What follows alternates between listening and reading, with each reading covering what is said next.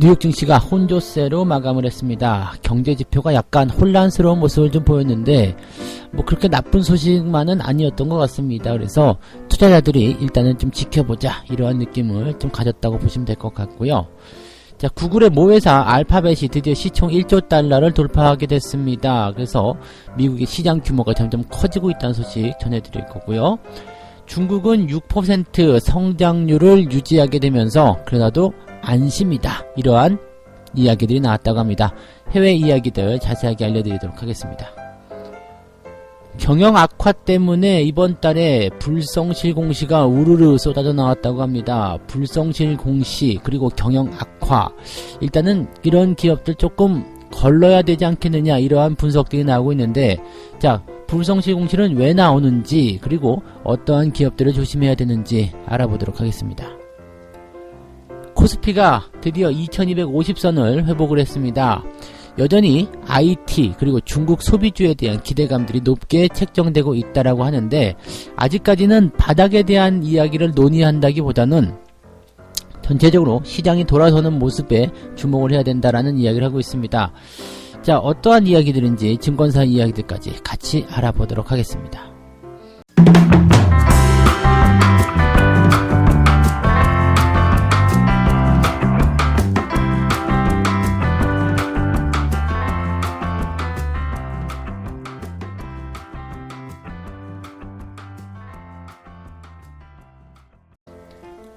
네, 반갑습니다. 오늘은 1월 18일 토요일입니다. 한 주간의 주가 흐름들은 나쁘지 않았죠? 네. 뭐 명절을 앞두고 있기 때문에 약간은 이제 좀 위축될 것이다. 상승폭이 크지 못할 것이다. 뭐 이러한 분석들은 나왔습니다만, 뭐 그렇다 하더라도 일단 상승 흐름이 지속적으로 유지되고 있다는 것은 긍정적이라고 봐야 되겠죠. 그리고 삼성전자라든지 이런 주요 대기업들의 움직임들도 상승세를 계속 유지하고 있기 때문에 시장에는 긍정적인 포인트 나오고 있다고 보시면 되겠습니다. 근데 이제 해외 증시도 뭐 특별히 다른 건 없습니다. 지금 뉴욕 증시의 상황을 보더라도 이제 혼조 양상도 계속 보여주고 있죠. 무역 합의를 기점으로 해가지고 이 부분이 이제 그 악재의 해소의 국면을 가고 있는데, 이제는 뭐 경제 성장에 대한 부분들이 얼만큼 따라올 것이냐 이런 것들이 이제 지표로 나타나기 전까지는 여전히 조금 지켜보는 모습이 아니겠는가 이런 식으로 나오고 있죠. 이런 상황 속에서 일단은 경제 지표들은 좋게 나오고 있는 모습입니다.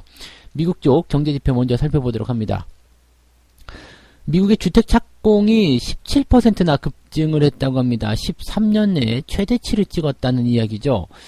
주택 착공이 17% 정도 급증했다는 것은 지금 이 주택 지표가 왜 중요하냐면, 그 리먼 사태 이후에 미국에서 가장 중요한 경제의 척도로 하나 포함되는 것이 이제 소비 말고는 이제 주택 지표로 보여지고 있습니다.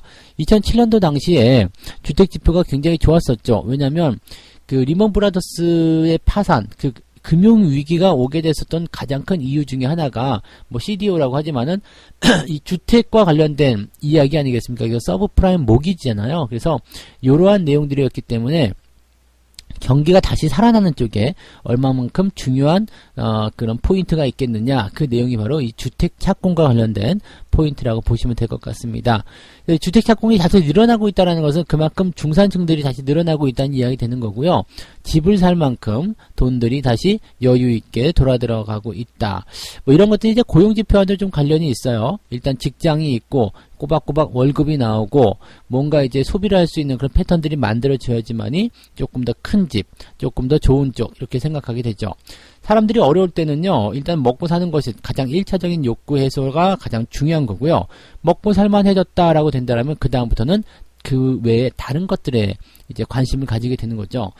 옛날 이야기하기 좀 그렇지만은 옛날만 하더라도요, 인사가 식사하셨습니까? 였잖아요. 밤새 안녕하셨습니까? 뭐 이런 전쟁통에 나왔던 이야기고요. 그 이후에 이제 전쟁의 위협이 이제 사라지고 나서부터는 이제 뭐가 나왔냐면 식사하셨습니까? 우리 와서 밥 먹고 가지. 한국 사람들이 이제 특히 이 밥이라는 그거에 대해서 굉장히 많다고 합니다. 언제 만나서 식사는 한번 하지? 밥 한 끼 먹자.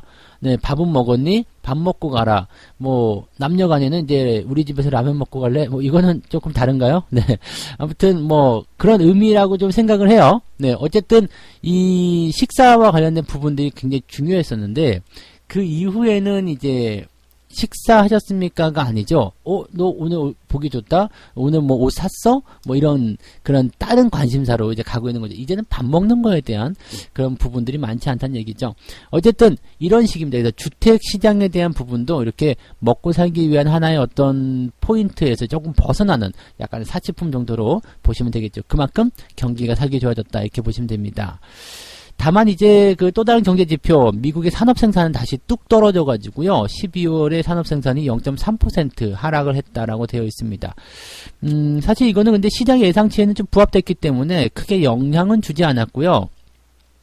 문제는 뭐냐면 이제 이 산업 생산이라는 부분들은 전체적으로 그 공장의 어떤 가동률이라든지 이제 기업들의 어떤 실적과 연결되는 부분이 될 수가 있겠죠. 그래서 이거 나쁘면 안 좋은 거 아닙니까? 이렇게 생각할 수 있겠는데요. 꼭 그렇지는 않습니다. 왜냐하면 미중 무역 협상이 15일 날 체결이 됐기 때문이죠. 그래서 뭐 이 이야기 조금 이따가 또 해드리기는 하겠습니다만은 무역 협상으로 인해서 상처받았었던 것들이 아물고 바닥을 잡아서 다시 올라서려면 시간은 조금 필요하다. 이런 정도로 우리가 해석을 해줘야 된다는 얘기가 되겠습니다. 네. 자, 그 다음에 또 한 가지 보면 구글, 모회사죠. 알파벳의 시총이 1조 달러를 드디어 넘어섰습니다. 이 이야기는 며칠 전에도 시황에서 한번 다뤄드린 적이 있는데요. 슬금슬금 올라가더니 그냥 시총 1조 달러로 팍 뛰어넘어 버립니다. 그래서 지금 이 시장의 어떤 규모가 점점 커지고 있다는 것은 굉장히 긍정적인 이야기입니다. 지금 미국의 전체 그 시장 규모는 어마어마하겠지만은 요 IT 1조 달러 넘어간 이 대표 기업들 4개의 기업들만 살펴보더라도 5천조가 넘습니다. 근데 우리나라 코스피 전체 시장을 다 합치더라도요 1200조 정도밖에 되지 않죠. 사실은 이제 애플 기업 하나만 따지고 들어가더라도 애플 기업 하나의 시가총액이요 우리 코스피 시장 전체 시가총액보다도 큽니다. 자, 그렇기 때문에 한국 시장이 굉장히 저평가되었다라는 부분은 확실한 것 같아요. 왜냐하면 한국도 사실은 경제 규모라든지 성장률 부분에서는 굉장히 앞서가고 있고 선진국 대열에 들어서고 있다고 보여지는데 미국하고 이 정도의 차이가 난다? 사실 이것은 약간 말이 안 되죠. 그래서 우리나라 기업에서 일단 기회를 좀 많이 찾을 수 있는 저평가에 대한 그런 기대감들을 좀 많이 찾을 수 있는 상황들이 좀 벌어졌으면 좋겠습니다. 어쨌건 이런 IT 관련한 부분들이 치고 올라간다는 내용들은요. 우리나라 쪽에도 그대로 연결이 될 부분이라고 생각하시면 되겠고요. IT는 이제 성장산업, 그 다음에 신기술, 미래기술 이렇게 되어 있기 때문에 우리나라 같은 경우처럼 IT 쪽 또 뭐 칩 이런 센서 뭐 이런 쪽에 집중화되어 있는 이런 산업 구조를 가지고 있다면 요 내용들은 그대로 긍정적인 포인트가 나올 수밖에 없다 이렇게 보시면 되겠죠. 사실 뭐 구글, 뭐 유튜브, 그 다음에 뭐 애플 뭐 이런 것들 보면 다 첨단 미래 기술이잖아요. 거기에 들어가는 부품주들 관심 있게 보셔야 될 필요가 있죠. 이렇게 연결고리를 지어서 생각해 보시면 간단하다 생각하시면 되겠습니다. 자, 중국 이야기도 잠깐 해드릴게요. 중국은 경제 성장률이 이번에 6.1%가 나왔습니다. 그래서 뭐 선방했다라고 얘기가 되는 거죠. 이제 목표치는 달성했다. 6%대가 나왔기 때문에 일단 목표치 달성했다라고 나왔는데 여전히 이제 내년도, 올해는 아니죠. 올해의 어떤 성장률은 이제 6% 아래로 떨어질 수 있는 가능성이 있겠죠. 물론 무역 협상이 해소가 되면서 여기에 대한 우려감도 조금 희석이 되긴 했습니다만 6%대를 얼마만큼 견제할 수 있을런지는 좀 지켜봐야 됩니다. 어차피 경제 규모가 커지고 선진국 대열로 들어가게 된다면 계속 6%대 유지하기는 어렵습니다. 그래서 성장률은 계속 떨어지는 것이 정상이고요. 뭐 6%대 아래로 떨어졌다고 해서 그 나라의 성장률이 감소했다 볼 수 없습니다. 경제 규모가 커진 만큼 그 규모를 맞출 수 없기 때문에 성장률은 선진국으로 갈수록 떨어지게 되어 있습니다. 미국의 경제 성장률이 6%씩 나올 수 없잖아요. 그것과 똑같은 위치라고 보시면 되겠죠. 그래서 우리나라 같은 경우는 사실 조금 더 나와도 괜찮은데 우리나라의 성장률도 지금 보면 조금 둔화되어 있는 상태죠. 중국의 성장률이 일단 유지가 됐다는 부분, 또 이번 연도에 일단 긍정적으로 뭐 6%대를 계속 유지해 준다라면 국내 시장에도 이런 내용들은 긍정적으로 판단이 될 수도 있겠다. 유지가 될 수 있겠다. 이렇게 보실 수도 있겠습니다. 일단은 뭐 나쁘진 않은 것 같아요. 그래도 중국의 경제 성장률이 굉장히 좀 그동안 역대적으로 최저치를 기록하고 있기 때문에 좀 부담스럽다라고 하고 있는데 요거는 선진국 대열에 들어가는 부분에서의 자연스러운 성장률 감소다. 이 정도로만 생각하셔도 괜찮겠습니다. 자, 해외 소식 여기까지 이야기 전해드리고요. 그 다음에 두 번째 이야기 가도록 하겠습니다. 불성실 공실에 대한 이야기입니다. 그래서 코스닥 기업들이 대체적으로 좀 이런 내용들이 좀 많이 있는데요. 좀 조심해야 된다라는 얘기를 하고 있습니다. 금감원에서 코스닥 기업들 12곳에 대해서 불성실 공시법인으로 지정할 것이다. 이런 얘기가 나왔습니다. 럭슬, 코디엠, H&T 이런 기업들을 대상으로 하고 있는데 불성실 공시라는 것은 뭐냐면 한번 공시한 내용을 번복한다거나 또는 공시를 안 했다거나 지연을 했다거나 또 불이행을 했다거나 이런 것들이죠. 보통 이제 유상증자와 관련된 내용, 그 다음에 또는 그 자금 조달, 네, 이런 것들, 이런 내용인데 보통 이제 유상증자가 좀 많았던 것 같아요. 유상증자 같은 경우는 이제 유상증자를 100억 한다라고 해놓고 그것을 또 다시 번복을 한다거나 또는 다시 이야기를 한다거나 그런 부분들 이런 것들이 이제 불성실 공시로 들어가게 되고요. 그 다음에 최대 주주가 변경하는 내용들을 숨기고 있다가 나중에 공시하는 그런 내용들 또는 공시를 아예 안 하는 경우도 있겠죠. 실적이 이번에 나쁘게 나왔어. 공시를 아예 안 해버려요. 그럼 잘 모르고 있는 그런 상황. 그 사업보고서 낼 때도 이런 경우들이 좀 많이 있거든요. 사업보고서에서 뭔가가 좀 안 좋게 나왔는데 아예 그냥 안 내버려. 이런 상황이 되면 이제 불성실 공시가 나올 수 있습니다. 이 불성실 공시가 나오게 되면 이제 주요 공시 내용을 바꿔가지고 다시 공시하는 그런 상황이 벌어지기 때문에 투자자들로 하여금 뭔가 혼란스러운 상황이 벌어질 수가 있습니다. 혼란스러운 상황이 벌어지게 되고 이렇게 혼란스러운 상황이 벌어지게 되면 이제 뭐가 사실인지 모르고 약간 헷갈리는 그런 상태가 벌어질 수가 있겠죠. 그러니까 이런 내용들이 나오게 되면 일단 좀 부담스럽겠죠. 또 한 가지는 이제 이런 그 불성실 공시로 연결되는 부분들에서 회임이나 백령이나 죄송합니다. 네, 배임이나 횡령, 회임 배령? 이렇게 지금 말이 꼬이는데요. 네, 횡령이나 배임 이러한 쪽으로 이제 또 연결될 수도 있기 때문에 회사의 어떤 존폐와도 연결될 수 있잖아요.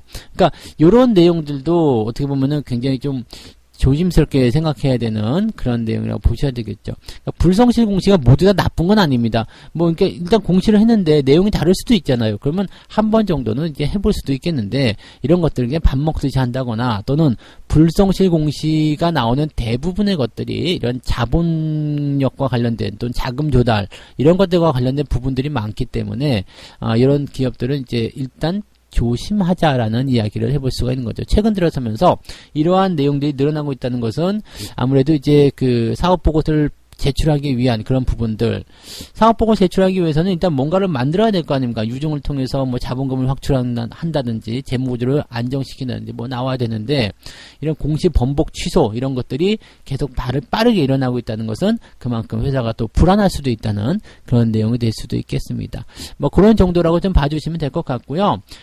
불성실 공시가 나왔다고 해서 무조건 다 나쁜 건 아니라는 거 말씀을 드리지만 대체적으로는 조심해야 되는 상황들이 많이 있다. 그 정도로 판단해 주시면 되겠습니다. 대부분 코스닥 쪽에서 많이 나오고 있다는 거. 그 다음에 불성실 공시 중에서도 좀 조심해야 되는 것 중에 하나는 뭐냐면 공시 번복은 좀 나올 수 있거든요. 그런데 공시를 완전히 바꿔치기 한다거나 또는 공시를 아예 안 해버리거나 지연을 하게 늦게 늑장을 피웠다거나 이런 것들은 대부분 경영 악화와 연결되는 경우들이 많기 때문에 여러분들이 조심을 각별히 해야 된다는 말씀을 드리면 되겠습니다.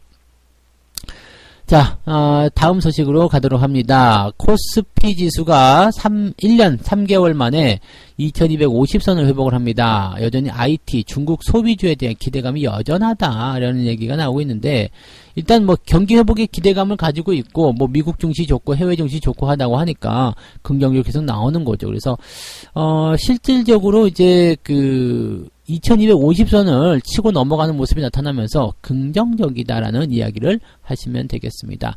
제가 수급에 대한 강의들을 여러 번 해드린 적이 있었는데요. 지금 그러한 형태로 계속 가고 있는 것 같아요. 바닥권에서는 기관들의 매수가 들어온다고 그랬죠. 그리고 나서 바닥을 다지고 나서 상승세로 들어가게 되면 차익 실현을 하기 위한 기관들의 매도가 나오게 되고요. 그 물량을 외국인들이 받아간다고 그랬습니다. 실질적으로 이제 연초부터 기관들의 매도는 제법 많이 나왔어요. 왜냐하면 차익 실현을 하기 위한 바닥에서 샀기 때문에 단기간에 올라온 부분에서의 차익 실현 이 부분이 약 3조 7천억 정도 나왔다고 합니다. 근데 그 기간 동안에 외국인들의 매수가 계속 꾸준하게 들어오고 있는 모습들을 여러분이 확인하신다면 이 기관들 물량을 외국인들이 그대로 받아가고 있는 형태의 모습이라고 보시면 되겠죠.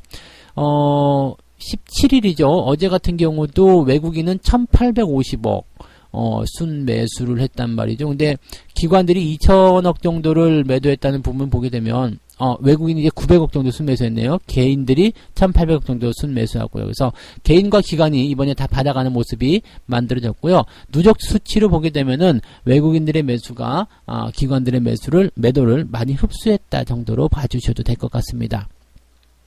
기관들이 매도하더라도 외국인들의 매수가 들어오게 되면 시장에 대한 부분들은 크게 걱정하실 필요가 없다라고 보시면 될 것 같고요. 다만 이제 그 1분기 동안에는요, 여전히 IT 업종, 그 다음에 중국 소비재, 이런 그 현재 증시를 끌어가고 있는 이런 주도 업종들이 계속 치고 나갈 것이다라고 되어 있고요. 그 다음에 2분기부터는 이제 경기가 서서히 회복됨에 따라서 경기 민감주를 주목하라, 이렇게 이야기를 하고 있네요. 그 다음에 이제 중국과 관련된 부분에서는요, 중국의 어떤 재고 사이클, 지금 보면 중국과 미국의 무역 분쟁이 일어남에 따라서 중국의 재고가 계속 쌓여 있었을 거란 말이죠. 생산력도 줄어들게 됐을 거고요. 근데 무역 협상이 다시 좋아지게 되고 관세가 떨어지게 되면서 다시 활기를 찾게 될 것이다. 그러면 재고에 대한 부분들이 이제 순환하게 되는 상황이 벌어지게 될 텐데, 이 중국 재고의 어떤 순환 사이클이 발생하게 됐을 경우에 한국 수출이 살아나는 그러한 어떤 기폭제 역할을 하게 될 것이다. 그래서 중국의 어떤 이런 그 재고 순환에 대한 포인트들은 2월 정도에 확인이 가능하고 그때쯤이 이제 바닥을 형성했다라는 어떤 판단을 내릴 수 있는 포인트다라고 이야기를 하고 있습니다. 뭐 바닥에 대한 포인트보다는 지금은 일단은 바닥을 벗어났다라는 느낌이 좀 많이 있죠. 그래서 상승세로 전환되는 어떤 과정들을 가져갈 수 있는 부분들이고, 이 중국 쪽에서의 어떤 이런 움직임들은 한국 시장에 그대로 연결고리가 긍정적으로 만들어지기 때문에 당분간은 지금 상황보다 더 나쁠 게 뭐가 있어? 라는 얘기들이 계속 나올 거라고 생각합니다. 그래서 더 성장할 수 있고 더 상승할 수 있는 어떤 포인트들이 계속해서 연결되지 않겠는가, 그렇게 판단들이 되고 있으니까 참고하시면 좋겠습니다. 자, 이렇게 해서 오늘 3가지 이야기 말씀드렸는데 뭐 나쁜 이야기 별로 없었죠. 약간 조심해야 될 것들 정도만 조금 보시면 될 것 같네요. 해외 증시는 경제지표가 혼조세를 보였지만 크게 문제될 거 없었고요. 중국도 6%대 성장률을 유지하게 되면서 투자자들은 아직까지는 긍정적으로 지켜보자, 이런 의견들을 가지고 있습니다.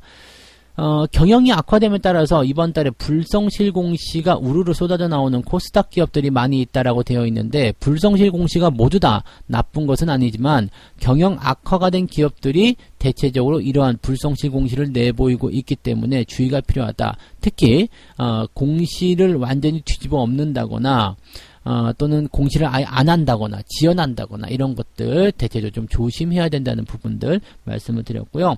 불성실 공시가 나오면 그 불성실 공시가 자금과 연결되어 있는 것인지 아니면 정말 중요한 내용들을 이놈들이 속이려고 했던 것인지 잘 한번 따져보실 것을 말씀드립니다. 자, 코스피 지수가 2250포인트를 넘어서면서 여전히 상승 흐름이 나타날 거 생각되고 있고요. IT, 중국 소비주에 대한 기대감들이 1분기에 여전히 나타날 것이다. 그리고 2분기부터는 경기 민감주에 대한 반응을 조금 더 보시는 것도 좋겠다라는 증권사의 의견이 있었다고 말씀을 드렸습니다. 자, 책 한 꼭지 읽고 마무리하도록 하겠습니다. 나는 값이 비싸지만 그 가치를 생각하면 비싼 것도 아니면서 성장 속도가 빠른 주식들을 찾으려고 노력했다. 왜냐하면 그런 주식이 시장이 좋아지면 가장 먼저 상승할 종목이라고 생각했기 때문이다. 이게 무슨 얘기인지 아세요? 네, 값이 비싸서 쉽게 이제 접근하기 어려운 그런 주식이긴 한데, 그 가치를 생각하면 뭐 지금 비싸다고 생각하는 것도 사실 비싼 것도 아니야. 그러면서 성장 속도는 굉장히 빨라. 이런 기업들은 나중에 큰 돈이 된다는 얘기죠. 쉽게 예를 들어서 이제 삼성전자 같은 기업이라고 좀 보셔도 될 것 같아요. 지금 애플이라든지 이런 기업들 제가 계속 비교해드리고 있지만, 이런 기업들은 시가총액이 지금 1500조가 넘어가는 상황이 벌어지고 있는데, 삼성전자는 이제 300조? 네, 400조 이 정도 나오고 있잖아요. 사실은 규모 면에서 물론은 차이가 날 수밖에 없겠습니다만은 너무 많은 차이는 이것은 조금 비정상적이다 이 얘기죠. 그래서 애플의 어떤 고평가의 논란이 아니라면 삼성전자는 그만큼 위치가 더 위로 올라가야 된다는 의미가 되는 거고요.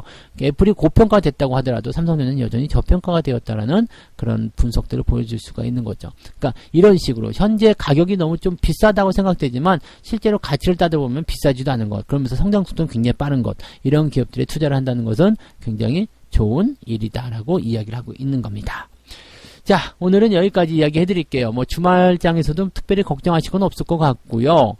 뭐 편안하게 일단은 주말 동안은 주식 걱정들 내려놓으시고 주말을 즐기시기 바랍니다. 그리고 주식 걱정은 언제부터요? 일요일 저녁부터 다시 시작하시면 된다. 자, 지금부터는 네, 마음을 편안하게 릴렉스 하시면서 즐거운 주말을 보내시기 바랍니다. 저는 다음 주에 다시 오겠습니다. 고맙습니다.